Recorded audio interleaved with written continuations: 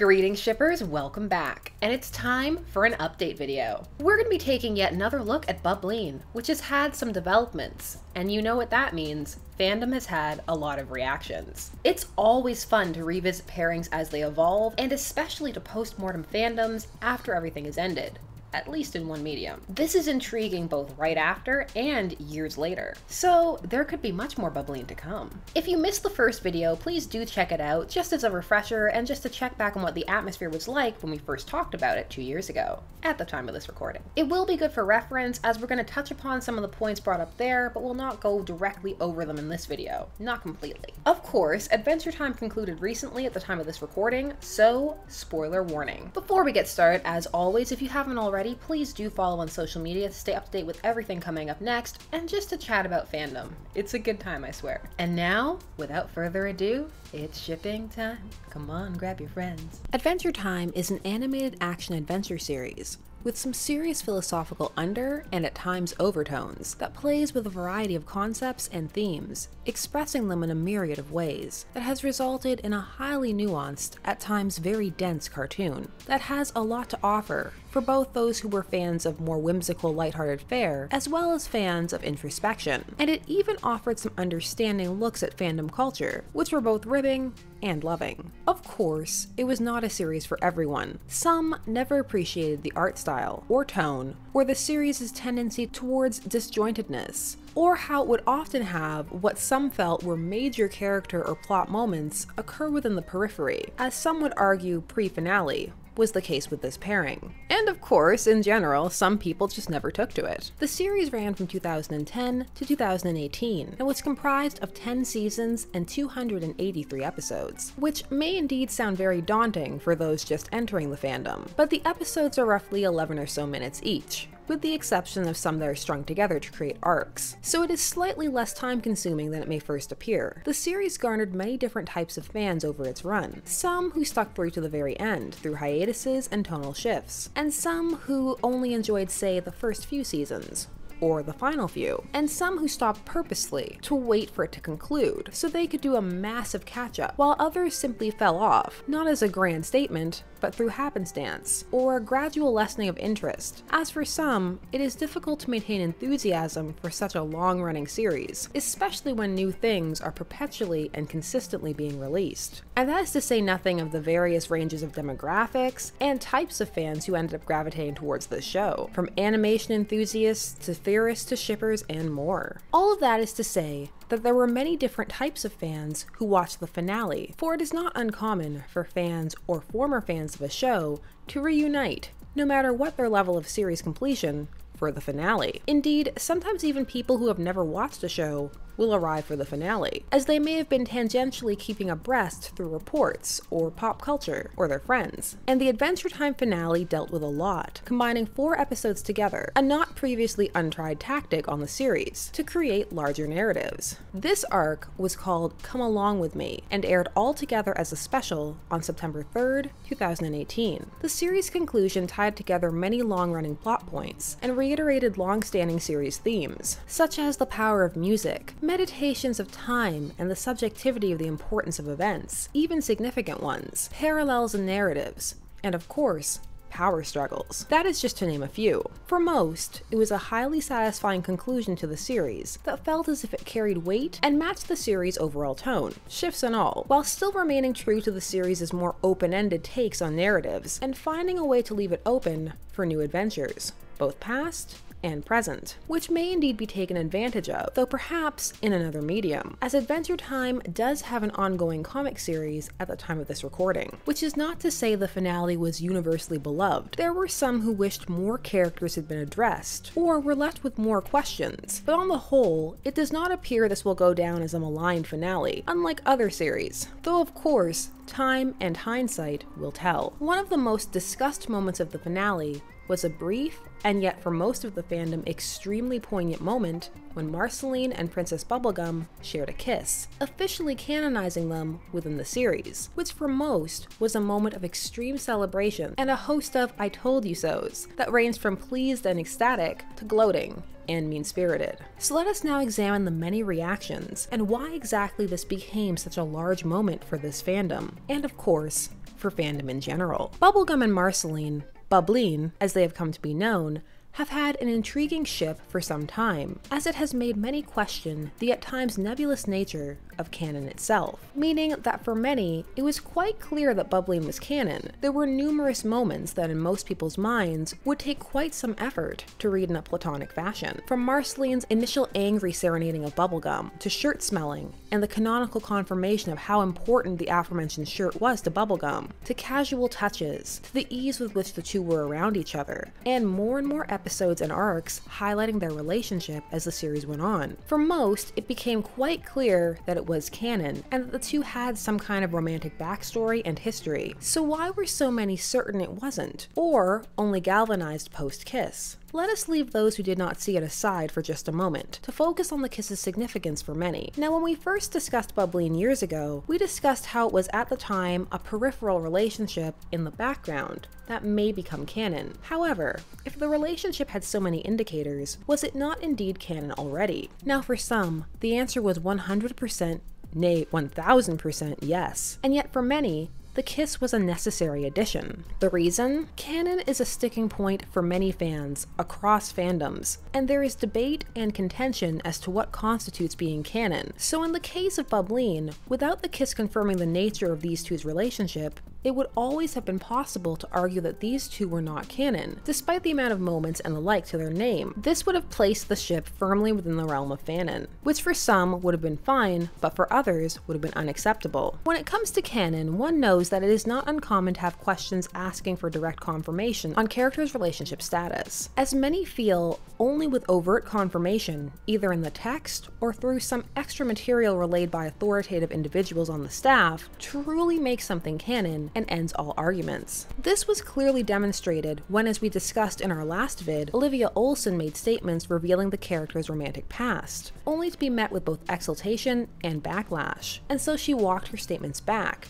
into more neutral territory based on the reveal, most likely as a form of damage control, or if the series was heavily pre-plotted, to protect plot details. Though it has come to light that the kiss almost did not happen, with showrunner Adam Muto stating there was some conversation about logistics, but it was really up to Hannah K. Nismith, the storyboard artist who got that scene, to decide what her take on it was going to be. It actually wasn't in the outline when it was submitted. It didn't say that they kiss, it just said they have a moment. When Hannah boarded that, there was a little note in the margin that said, "Come on," with a big exclamation point. That was the only note. I can't argue with that, which resulted in the moment that has thrilled so many in the fandom and on the staff, including Olsen. She has since posted on Instagram subtly but quite clearly expressing her sentiments about the reveal, in what is most likely a vindicating moment after years of having to hear that Bubbline was nothing but a crazy fan theory. This was another reason why the kiss meant so much in terms of substantiating this pairing. For years, Bubbline has been treated as a theory by some. There are many who equate,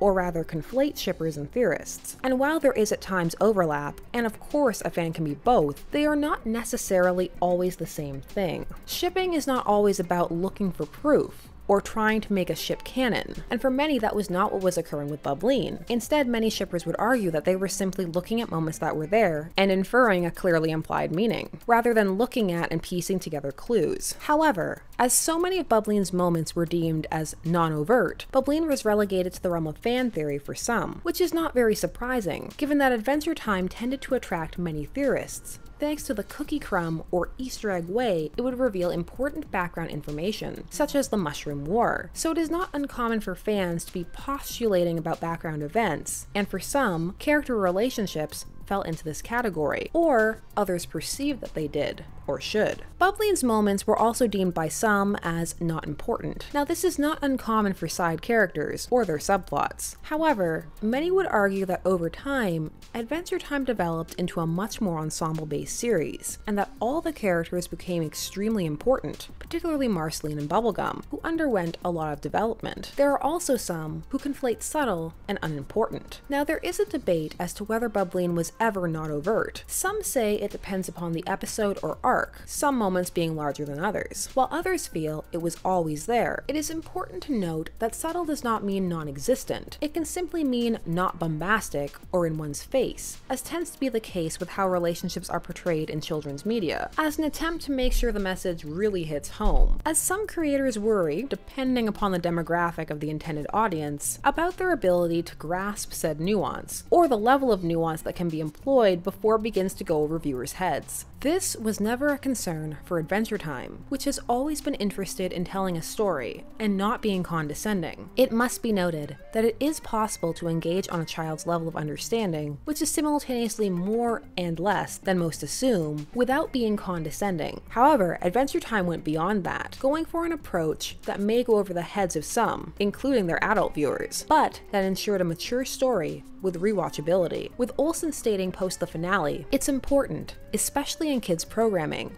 that you don't dumb things down for kids to be able to understand it. You bring things up and then talk about it, so it's in their mind and they can think and go from there. This approach was also employed with the relationships. It cannot be said that any of Finn's relationships were lacking in complexity or mature issues and feelings, though they were presented more overtly, though some would argue that is because Finn is one of the protagonists. However, when it comes to LGBT relationships on television, especially in cartoons, the landscape changes. Many felt that the couching of Bubbline was not in line with the series' tone, but rather an attempt to get what they could in past the network, and many despaired that it would ever be more than that, expecting to see only background moments, or coding, that was accessible to those in the know, but could still be denied or missed by others, as has often been the case with LGBT representation in the past. However, times are changing, or seem to be, though some are reluctant to get too excited just yet. More on that later. For many, the kiss was a huge step forward for LGBT representation, and validating all the moments in history these two had shared, that had been teased to the viewer. Indeed, many feel at the time of this recording, that had there been no kiss, the series would have gone down, as yet another with a history of queerbaiting, though it is quite questionable whether the intent and nefarious marketing ploys were ever there to make it actual queerbaiting, versus fan frustration and disappointment. Though some argue there is no difference. Since the kiss, there has been much rejoicing and celebrating, with people feeling validated and for the most part enthused, and the fandom has done what it has always done beautifully for Bubbline, and that is produce tons of gorgeous fan art. Many artists have long been fans of these two's aesthetic, so they were already commonly drawn. Add shipping on top of that, and this fandom has long been producing some lovely art pieces, and the celebratory art has been enchanting to behold. There is a general sense of happiness that now the pairing can no longer be denied or brushed aside. Even if fans would always have had fandom if nothing occurred, for many, given how prominent these two's histories has been, this was the natural conclusion, and vindication for some, after years of mockery, which of course leads us to more varied reactions. While most people engaging around this development have been pleasant, there has been some gloating and bullying of those perplexed by this development, which is different than opposing it, which we will discuss later. For some, the argument that Bubbline came out of nowhere has been met with scoffs, or derision, and cries of bigotry, as fans point to numerous moments, and are stunned that they could be read any other way. So how would it be possible to genuinely read these moments another way? For no matter the fandom or relationship, canon or not, alternate reads are possible. For Bubbline, there are a few interesting factors at play, so let us examine them one by one, leaving bigotry for last. First, one may not be familiar with these two's history. As mentioned, Adventure Time has 283 episodes, and while Stakes and other prominent episodes, including their first meeting, stick out as moments for shippers, it is possible some have not even seen those episodes, as they may be a more casual fan, a fan who skips episodes with characters they don't care about, or who simply hasn't caught up completely, or a fan who has flitted in and out, as due to Adventure Time's format, it is possible to do that, and potentially be at the same level of confusion as a fan who has been watching consistently. Another reason may be indifference. Some simply are not interested in the relationships on Adventure Time, any of them, and as a result may not have been paying attention. While some genuinely are ambivalent either way, there are some who are confused as to the excitement surrounding this particular pairing. As it is not that big a moment to them, it can be hard for some to put themselves into the mindset of others as to why it may be so important for someone else. Another reason we have discussed at length in our Where is the Femslash vid, that being the ubiquity of the heteronormative lens. That can result in some not being able to read queer, especially queer female chemistry, as anything other than friendship.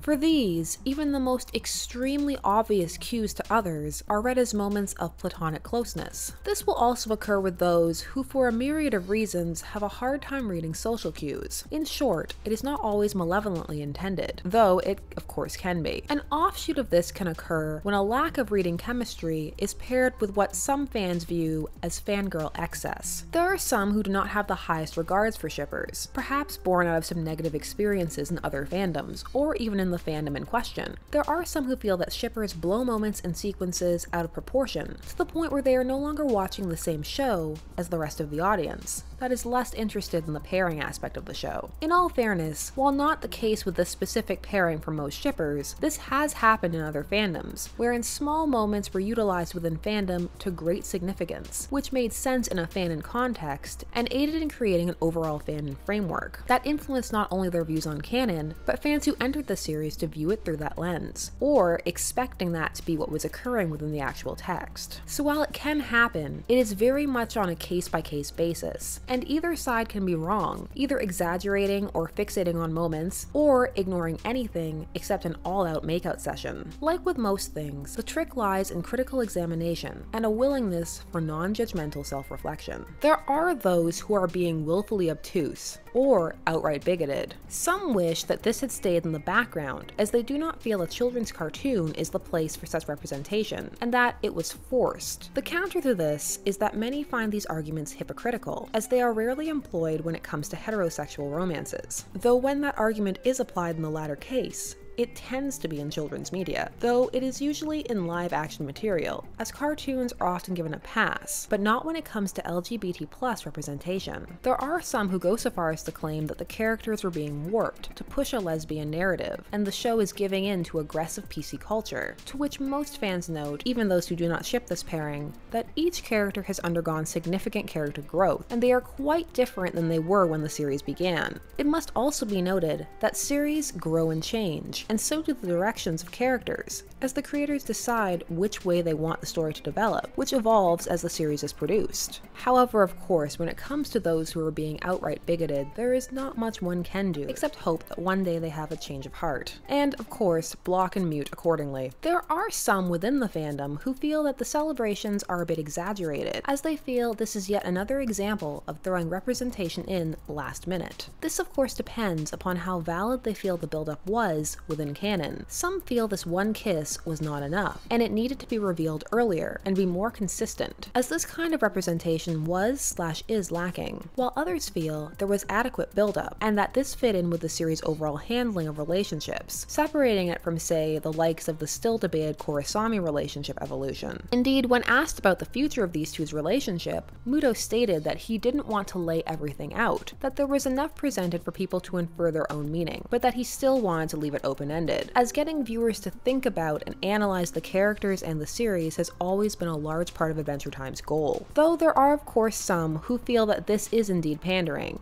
and riding a trend, a kind of cynical flip side to those who feel that PC culture is overwhelming production, one that feels that perhaps production is simply cashing in, rather than indicating substantive or sustained change. While others have found themselves arguing over the exact sexualities of the characters, pondering, are they bisexuals, lesbians, pansexual? For some, they feel this is vitally important, so as to confirm exactly which group is being represented, while some feel this is a sign of infighting that dilutes the overall positive effect this moment has on animation in general, and that really, there are still things that can be left up to the audience interpretation and headcanon. Others argue confirming anything will not stop these kinds of arguments, so why bother? As there were still heated debates, for example, post the Shiro reveal. And aside from some tensions between those who love the reveal and those who either reject and or are perplexed by it, there is some niche fandom infighting occurring that for many has slipped below the radar and is a subset of a subset. first, we need some history. Within the Adventure Time verse, there is a canonical gender-bent, in the context of the series RPF world, written by the Ice King, who writes about the adventures of Fiona and Cake, a gender-bent world of Adventure Time, in one of the most comprehensive and understanding, yet tongue-in-cheek portrayals of gender bends and fandom as an outlet in canonical existence. This means that there are male versions of Marceline and Bubblegum, namely Prince Gumball and Marshall Lee, and they too are shipped. Now there are those who ship both with ease and enjoy creating works for both sets of characters, feeling that their addition only expanded the universe and the shipping potential. However, there are those who only ship the male versions, and they have always run up against ship shaming and questions of intent by some in the fandom. Femslash tends to not be the prominent part of most fandoms such as Adventure Time being the exception. And as more and more shows begin to feature prominent female leads, it is a growing trend. However, as it is still not dominant, there are some who feel that to ship Gumball and Marshall Lee, but not Bubbline, reveals an inherent sexism or internalized misogyny, depending upon the shipper. To which of course some counter, they are allowed to find what they find appealing, and it is not coming from a negative place, stating that just as some prefer Femslash, they should be allowed to enjoy male-male pairings. Some also argue that Gumlee is indeed its own thing,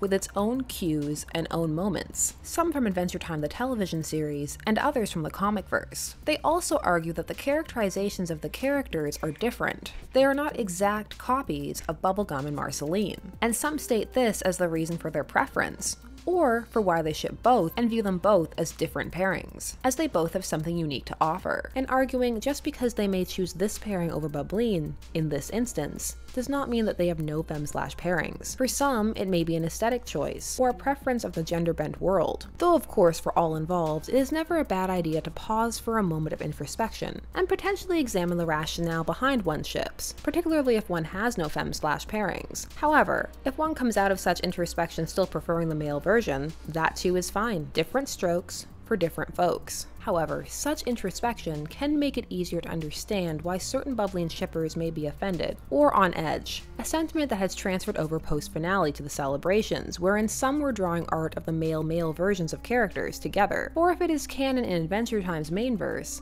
many reason it must be canon within the gender-bent fanfic of said verse. Some feel this is stepping on their moment, as Femslash is so rarely spotlighted, and male-male pairings already tend to be more visible both in fandom and some would argue canonically, though there are some who would begin to argue the opposite. For this situation, just as there should be understanding of why some Bubbline shippers are irked, reverse understanding should be granted as well, and some worry that to deny these people the right to celebrate in their own fashion creates a gatekeeping precedent of what sort of art is allowed and when, and that kind of gatekeeping would be a questionable goal. Though of course, some feel none of this is that big of a deal, and that the annoyances are small against the overall backdrop of excitement, as most feel that all should be able to join in the fun and celebration. However, that is not the only male-male pairing making its way into this narrative, as now enters a for some confusing player, the Voltron fandom. There are some who have been using Bubbline's canonicity as a way to validate / push for Clance, claiming that this heralds what the future will be for Clance, or that Clance has had a similar build-up and journey, even going so far as to draw Clance fan art and include it in the Bubbline tag, which has not been the most well-received of actions. While these shippers are simply expressing their enjoyment and enthusiasm for their fandom, it is rarely a well-looked-upon activity to purposely post in not directly related tags. On top of that, there are some who have begun to pit this moment against Shiro's moment in Voltron Season 7, some going so far as to say that Adachi was a better handled pairing. This has stirred up many an argument over which series has better representation, and to cause some to be accused of misogyny. The argument being that they are willing to support what was for most fans a poorly developed male-male relationship over what they feel is a much better developed Femslash one. And some simply wonder as to why this is a discussion at all, namely why have some Voltron fans decided to insert themselves into this moment? The counter to that being of course that anybody can talk about anything anytime, and just because Bubbline is having a moment does not mean that all other fandoms stop existing or having discourse. However, for some, it has confirmed Voltron's position as one of the more toxic fandoms out there. Some hope Bubbline heralds the dawn of an age where such pairings will be so commonplace they are no longer noteworthy, except for standard excitement about canonicity, and as a result potentially be free of discourse. Though of course this is fandom, there is always something to talk about, or nitpick, from the serious to the seemingly inconsequential. Now, of course, Bubbline's canonicity does not mean that one has to love the pairing. If one was not a fan before, one doesn't have to be now. However, it is possible to vicariously appreciate the excitement from afar, even from without fandom as well, as while not every shipper is vested in the idea that ships need to be canon, to be legitimate or valid, it can be acknowledged that it is indeed a good feeling when it does occur, and that what many are celebrating is less the canonicity of the pairing and more what it represents, as this is yet another historic moment for animation in a string of moments that are beginning to become more commonplace, and seemingly better executed, though on the latter part of that statement, mileage varies. All things considered, it is a good time to be part of the Adventure Time fandom, which will be well remembered. Not an entirely smooth sailing trip, but not an overly toxic one either, in general, the exception being of course those who were mired in it. As for Bubbline, their moment has been both overall positive and a fun time for most fans, and also fascinating to observe for its myriad of reactions, which while intense for those engaged within the fandom, do not compare to some other negative fandom interactions of late. All in all, Bubbline looks like a pairing that will come to be better appreciated as time goes on, and people re-examine the series, either with fresh eyes or secure in the knowledge that their ship did indeed set sail. Did you watch the Adventure Time finale? How do you feel about Bubbline becoming canon? Are you a Bubbline shipper? If so, for how long? If not, why not? Share all of your thoughts, feelings, and pontifications down below. You know the drill. Number it if you can. I love a good essay comment. It's always intriguing to be a part of a fandom and watch these things evolve, especially when something makes the shift from fanon to canon, or from canon to more overtly canon. I guess one more question for the road. Just in general, in any fandom, in your heart of hearts, what is one ship that you wish was canon? Now that the Adventure Time series is over, I feel like making a Bubbline moments, but I need to calm down, rein it in, not get ahead of myself. There are many, many other moments to get to. We'll get there, I swear. I say it every video, but it's true. Thanks so much for taking some time out of your day to ruminate on ships here with me. I always appreciate it. As always, there are many more vids coming soon about fandom tropes, basics, other ships, just a lot coming. So, until then, I'll see you soon, and let's get to that outro.